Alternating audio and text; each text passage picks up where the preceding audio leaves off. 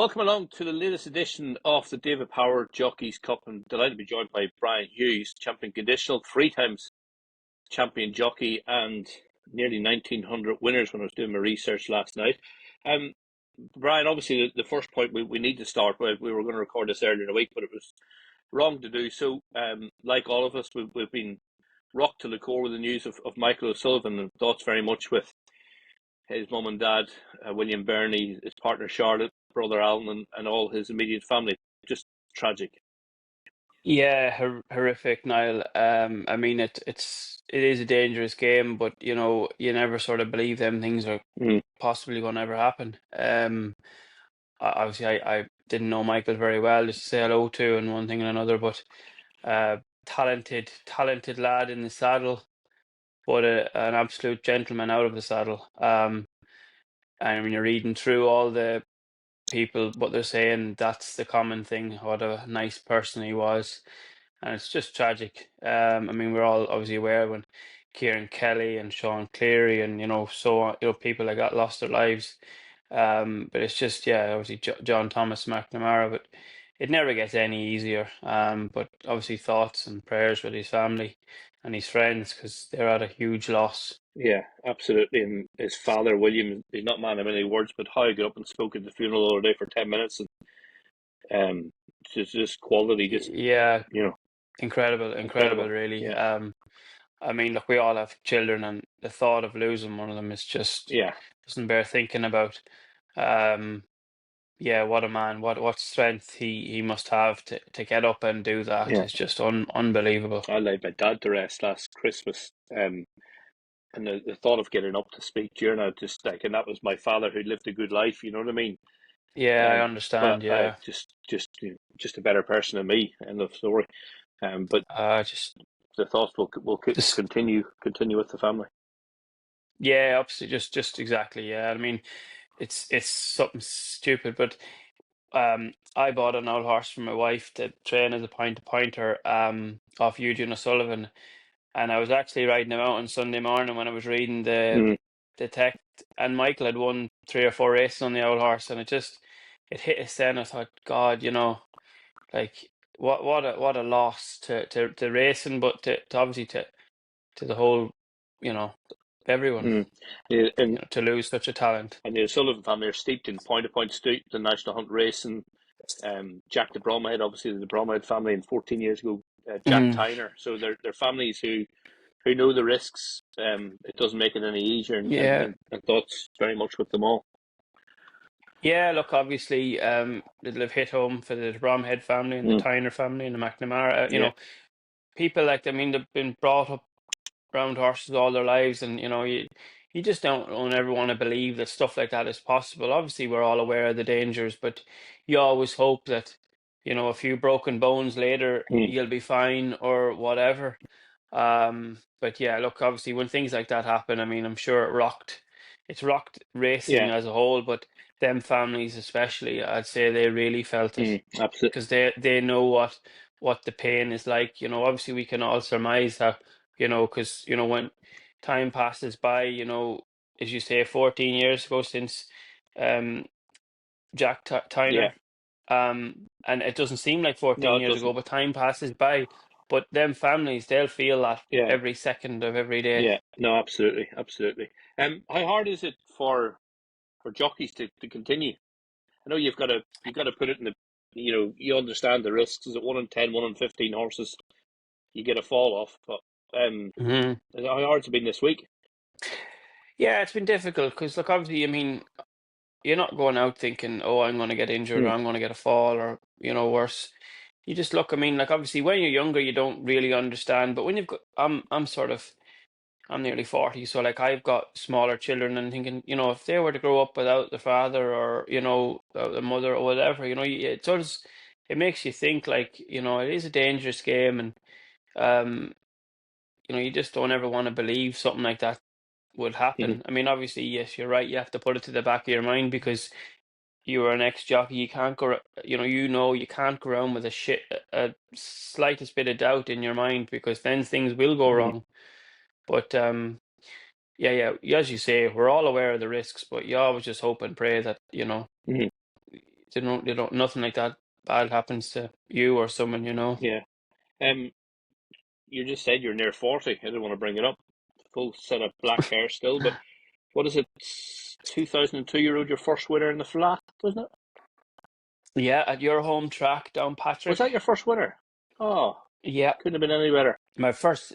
I know, one of the only tracks in Ireland I've ridden a flat winner, a hurdle winner, and a chase winner Right? on. Wow. Yeah. Yeah, I rode my first winner on my eighth or ninth ride. In Downpatrick, on a filly called Perugino Lady. And funnily enough, Pat Cosgrove, who was an apprentice before me, and he rode his first winner. He's from Banbridge. He rode his first winner on the same filly. Right. Right. She was actually the first racehorse I ever sat on, and she ran away with me Hmm. around the round gallop around Kevin Prendergast's. But yeah, And if you haven't a done long it, time ago now. you won't do it now because there's no flat racing in Downpatrick. No, yeah, well, I mean, it was largely apprentice Yeah. races. It's crazy, like for the layout of the course, it was like restricted for like £10 claimer apprentice races, which Hmm. seems crazy. But yeah, we used to hurtle around there and on a Friday evening in apprentice races or whenever it was. Yeah, Did you think you were going to be a flat jockey then? Is that all you were interested in? yeah. I mean, obviously done a lot of hunting as a child, and you go to the race centre. I went to race the day Galileo won the Irish Derby. So how old I am. And then of course you're surrounded by flat racing, and then you go into the weigh room and you see like Mick Kinnan and Pat Smullen and Johnny Murta, all them, Hmm. and you think, oh yeah, I'd love to be a flat jockey, but the reality was I wasn't good enough. Now I wasn't light enough, wasn't good enough. Rode a few winners. But my weight always held me back. I was heavy, but I'd really diet, and as a result of that, I was really weak. Well, So you were trying to do a lightweight because you thought, but then you didn't understand that you weren't actually strong enough to give the horse a proper ride. So um, Kevin Prendergast always thought I would be a jump jockey. yeah, because you're not that tall. Like in our No, thing, that Danny Tudhope, Paul Morin are yeah, probably a bit taller than you. they are. Danny Tudhope is, yeah. Paul probably, I'm just probably a bit thicker set than Yeah. them, but I mean, if I had the ability to be a flat jockey, I probably could do the 9 stones and be if I was as as strict diet as Paul or Danny. I think out of lockdown, I was nearly the same weight as Danny. Yeah, yeah. When we were riding out, he is a big fella, but he's a talented lad, so he manages to keep his weight down. Mhm. Um, but yeah, I think I just didn't have the ability to ride on the flat, and that's the truth of it, really. And then you, Mm. I don't say bumbled around, but you didn't really get going properly. Did you rode for James Lamb at Down Royal, wasn't your first ride over hurdles, and then you were Yeah. at kind of a crossroads, weren't you? So I obviously Kevin always realised that I would be a jump jockey, even though I was light enough at the time to do light weights. He looked at me and thought, when I fill out, I'm going to be a heavy lad. And actually, I used to do a bit of schooling. I used to ride Perugino Lady around because she was a dual purpose horse.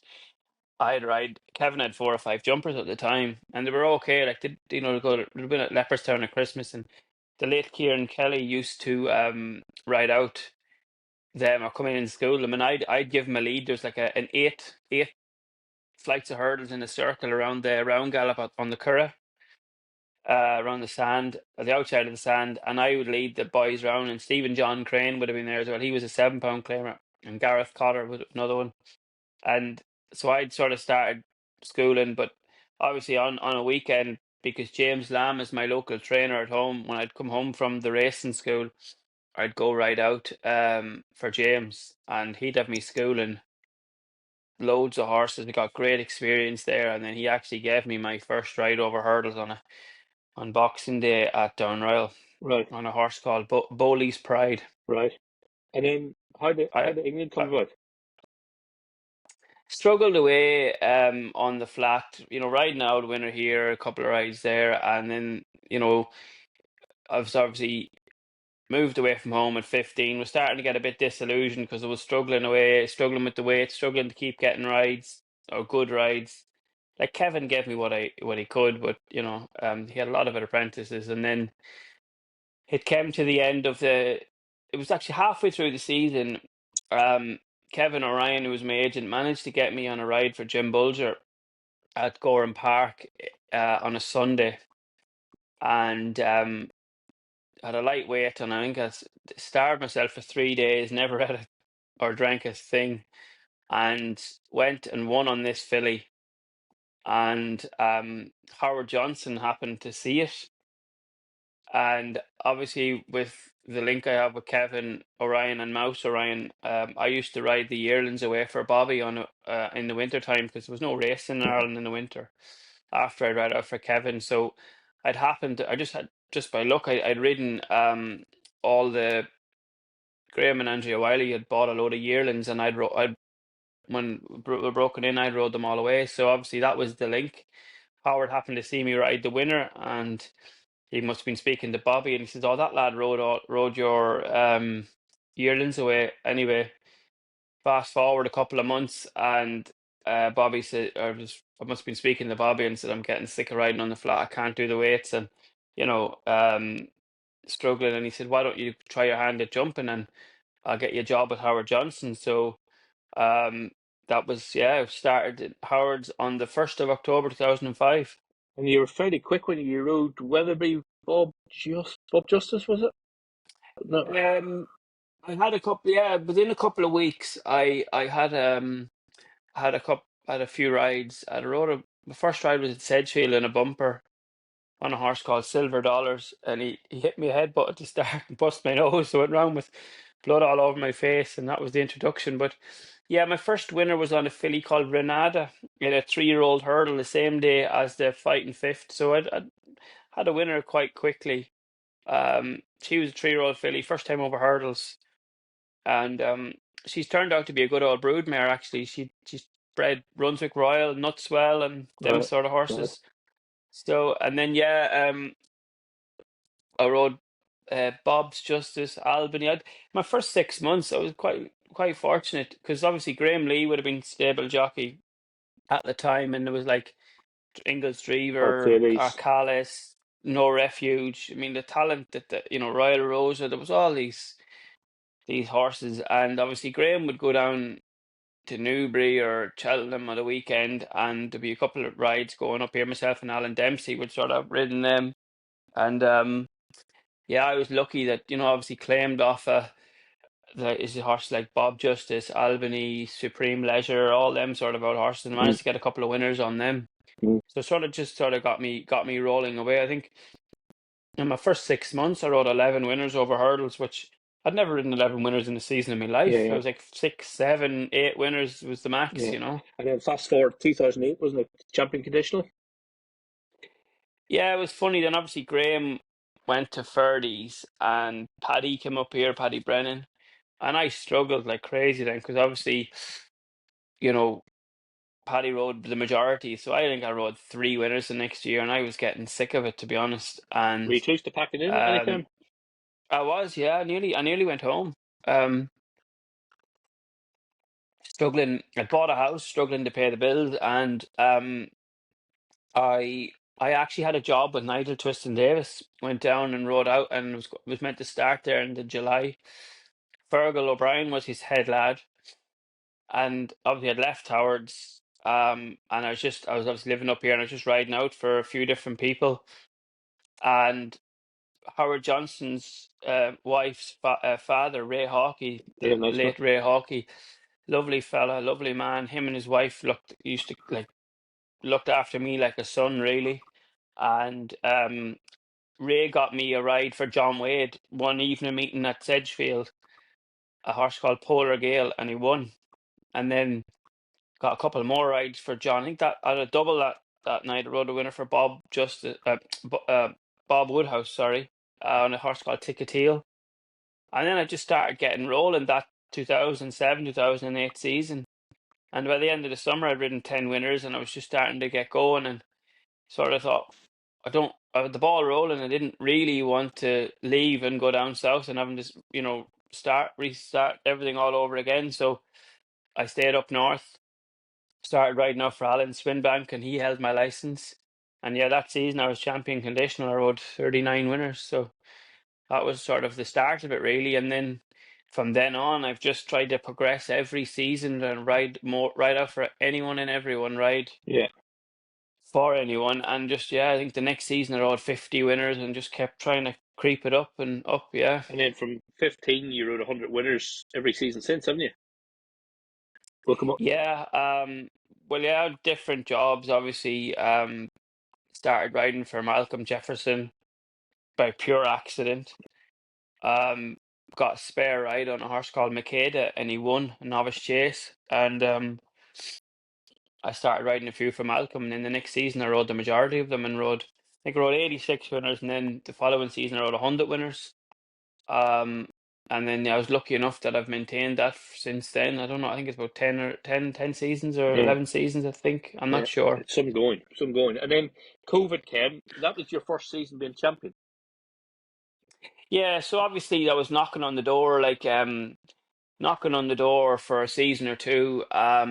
Would struggle in the summer to keep up with Dickie at the time. Obviously, when AP retired, Dickie was champion, and then sort of struggled to keep up with him. But then I would make inroads on him in the winter, and then the COVID year, managed to sort of stay within touching distance of Dickie all through the summer, and we were neck and neck. And then I think he broke his arm or wrist or something at Exeter one day, and then I obviously got a lead on him of 20 winners, and then Dickie got back, and um, obviously we just kept sort of tipping away. Obviously, I managed to keep the gap at 20, and then COVID came, and nobody knew what was happening. Obviously, racing was stopped, and yeah, so what we stopped in was just after Cheltenham, wasn't it? It Before was on the Aintree, wasn't it? 17th of March it stopped. I remember Wellerby Yeah. was on the 17th of March, and That was during my the day, last, right? I remember, yeah, yeah. I remember going to Weatherby and all these texts come through. Well done, you'll be champion jockey. I'm thinking, what's this all about? Anyway, then it was confirmed I would be champion jockey, and it wasn't until then the following, like after COVID, that I actually got the trophy presented to us. But then it was a bit like everyone, you think it didn't feel real because I didn't sort of see it out to the end of the yeah, season. So then, obviously, kicked on the next year and tried to be champion again. And I had a good lead at one point, and then Harry Skelton got rolling and after Christmas, and then it was a bit of a battle, and I actually got beaten, and Harry beat me by I think 10 winners. yeah, That was pretty tough to take now. yeah. And then 2020, So then 2022, you got it back.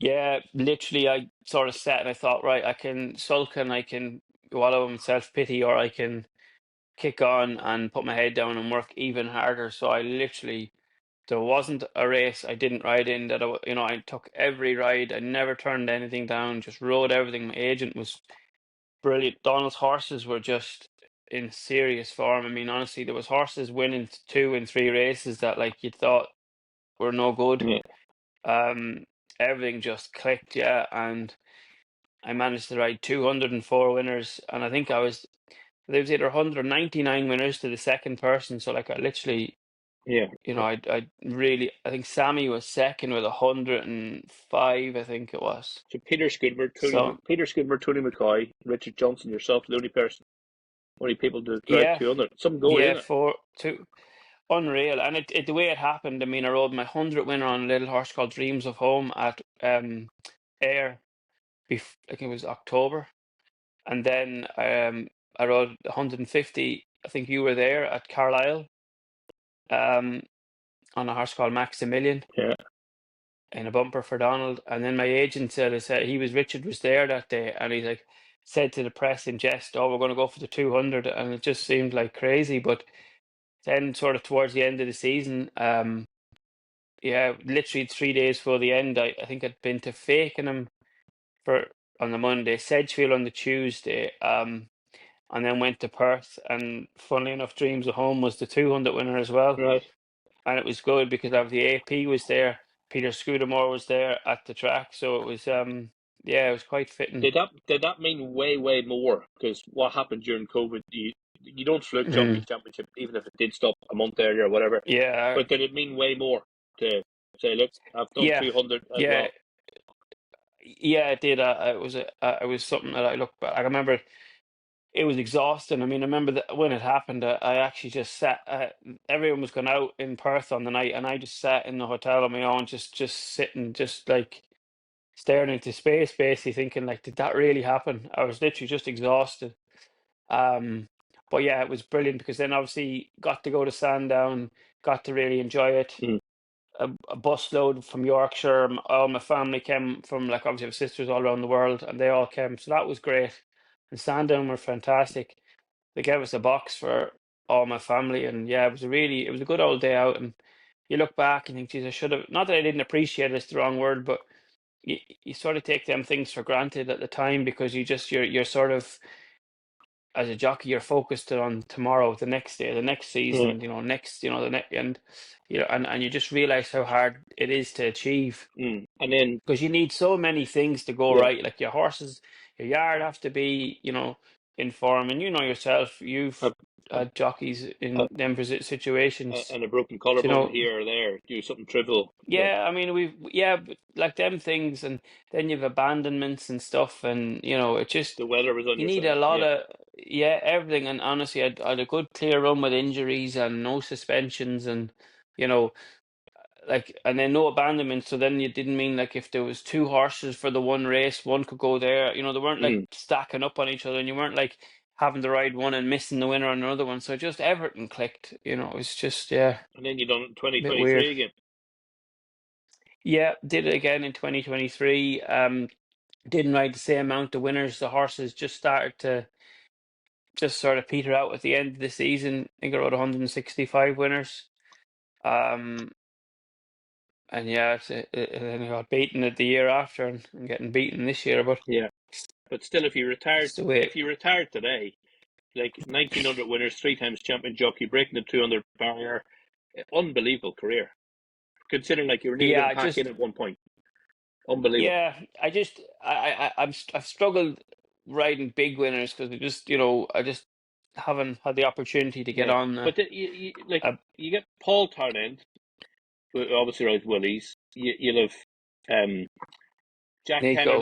Jack Kennedy, or Sam Ewan this year, whoever. Mm, You'll have Nico with a few quality rides, but like Cheltenham's mm. a hard place to get. And I said to a couple of jockeys in the David Power Jockeys Cup last couple, it's a horrible place to be riding when you're no business being there. You won Hawkeye at a big price in the said winter. Ballyalton, Mr. Whittaker, all successful at the festival, but it's not a pretty place to be riding when you're riding 25 to No, 1 shots. you're right. I've got a lot of stick over the years for doing it because, as you say, like, you're going around there on horses that are there for, a day out, Yeah, or they're getting in, they're scraping in, and they're in realistically, they're fifth not gear. competitive. I Yeah, mean, yeah, they're in top cog from the get go. I remember riding in the Coral Cup one day, and we jumped the first two, and I never seen the hurdle, and neither did the horse. He galloped clean through the middle of it. flat out. It was such flat out. He was struggling to keep up, and like such a tight, and it was just a horrible Mm. experience. I was thinking, like, and then you're getting to the top of the hill, and the good ones are leaving you behind, and it's don't get me wrong, I'd love to be going there with fancied rides, but when you're going there and thinking, Yeah. God, it's you're making up the numbers. It doesn't really float my boat now, to be Mm. honest. You rode the Gold Cup a couple of times. Tidal Bay, good old Tidal Bay. You rode him, finished sixth. Real steal for Willie Mullins. He looked like he was going to have a big say turn, and he just didn't quite stay. Yeah, rode Tidal Bay, that season I rode for Graham and Andrea.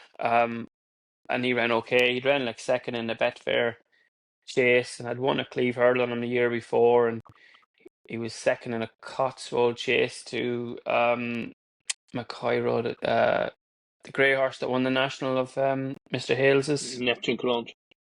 Neptune Challenge, and he'd sort of get left behind, and then he'd finish off. And then yeah, got a ride for Willie Mullins. Noel Feely rang us on the Yeah, Wednesday and asked, "Oh, what you riding in the Gold Cup?" I thought he was ringing just to get tickets yeah. for someone because I think he must have thought, "Oh, Northern Monkey coming down south. He won't bring anyone with him. I'll get his tickets." And no, I said, "Oh, he's obviously had looked after Jared Sullivan's interests, and they said, "Oh, you can ride this," and oh, brilliant. He just And didn't we're stay, going did just he? follow. Because the third name I was No, getting excited for you. well, I was floating away around behind him, and next minute I jumped up beside Aidan Coleman, third last, and he says, "You're running away. You're going to win." I went, "What?" And next minute, Empty. just travelled to the second last, and I remember thinking, "Oh, I'm not. Someone like me is never going to win a Gold Cup." And I jumped to second last, and I said, "Yeah, I'm dead right. Someone like me isn't going to win the Gold Cup." He just didn't quite Mhm. see it out, but sure, look, he was a big price, and obviously, I think the stable really won with the other horse, Yeah, Alboom yeah, Photo, yeah. It wasn't it? was, yeah. So yeah, Um, suppose it's nice to ride in them races, I and suppose. hopefully, touch wood, all been well. You'll be riding it this year. The real whacker obviously won the RSA a couple of years ago. You won the Charlie Hall on him this year. At least he's got track form. Yeah, I'll ride him in it this year. Obviously, he's a big price, but in his own right, he's a decent Yeah. animal. Obviously, as you say, I won the Charlie Hall on him. He has won the RSA in the past, and he's run a couple of times and won around Cheltenham. Mm. So He's in the national as obviously, well. the It's 2.5 weeks I think apart. It's 2.5 weeks apart, but I think the plan's a Gold Cup. But like, I always thought he'd be a good ride in the national. Off a nice race and win. possibly, but I think as far as I'm aware, the Gold Cup is the Plan, yeah, plan. yeah. But yeah, I'm not sure. I mean, obviously, who knows about the national? I suppose you'd have to sort of wait and see how he comes out of the Gold Cup if he gets there in one Yeah. piece. But yeah, look, it's nice to be associated with a horse that's Good enough. capable of running Uh-huh. in the race. Yeah, Yeah. Who's going to win the David Power Jockeys Cup? You're not. Harry Skelton, 282. I'm not. No, you're way off. Harry Compton, 252. Sam Twiston Davis, 226. Harry's got a fair lead now, hasn't he? I was thinking a few weeks ago, Nico de Boinville, 206, but he's what? He's got a bit of work on now. I think it's Harry, isn't it? Yeah, you'd have thought so. It looks. I mean, obviously he wouldn't swap his position for anything, but I suppose like Cheltenham will be a big thing. Cheltenham will be the big one Yeah, really. Who like Nico will have a few fancy rides, and you've often seen like them big festivals, the bigger yards. Like when you see like Willie Mullins and Gordon fighting for championships in yeah. Ireland, and then it comes to Punchestown and the clean up. So Nico would have a few fancy rides. I'm sure Harry will as well. But if I was Harry Skelton, I'd be rather be in his position than anybody Because else's. he's going to have Grey Donnan in your backyard, Kelso, next week Yeah, Grey before he Dawn, goes and then there. he'll have Protectorat and Ryanair, and he'll have I'll have a squad for handicaps. Yeah, they have load. yeah, they will, yeah, they will. Yeah. They might not have is it Langerdan? Yeah. And the He'll stairs. he'll have to go Stairs, the is it? stairs. Yeah, he won't be trying to. Well, I'm not unless they change their mind. I think I read something that he's going for that, but I'm sure Dan and Harry will have plenty for them big races, and that's the beauty when Harry's riding for his brother. Mm. His brother want him to win Mm. the 500,000 just as much as anyone, so Um, they'll be targeting all them races. you say about near 40. I don't like talking about this, but how much more? You still get the drive, still get the hunger. Nearly 1900 Look, winners. So yeah, I haven't thought about retiring. I don't think I'm doing the job too badly still, so still enjoy it, still feel well myself. I was anyone that's ever retired before me has always said ride for as long as you can because then you're going to have to start to work for a living. mm, But no, I enjoy it. I say I still feel I'm doing it well enough, so I'll keep going for a couple of seasons yet. good. It's been a I'm lucky that I've no weight yeah. problems and stuff like that. And touch wood, I've been lucky with injuries and stuff like that. Obviously, friends of ours have had to retire through injuries and their fate's made for them. But please God, I'll stay in one Mm, piece, and sure, you never know. yeah. It's been great to catch up. You're an absolute credit to your profession. What you've achieved, running through it with you, it's absolutely amazing. Wish you to stay healthy in the main point and keep riding them winners and hopefully close in the 2000. Good to catch up, Brian. Thanks, Niall. Pleasure. Thank you.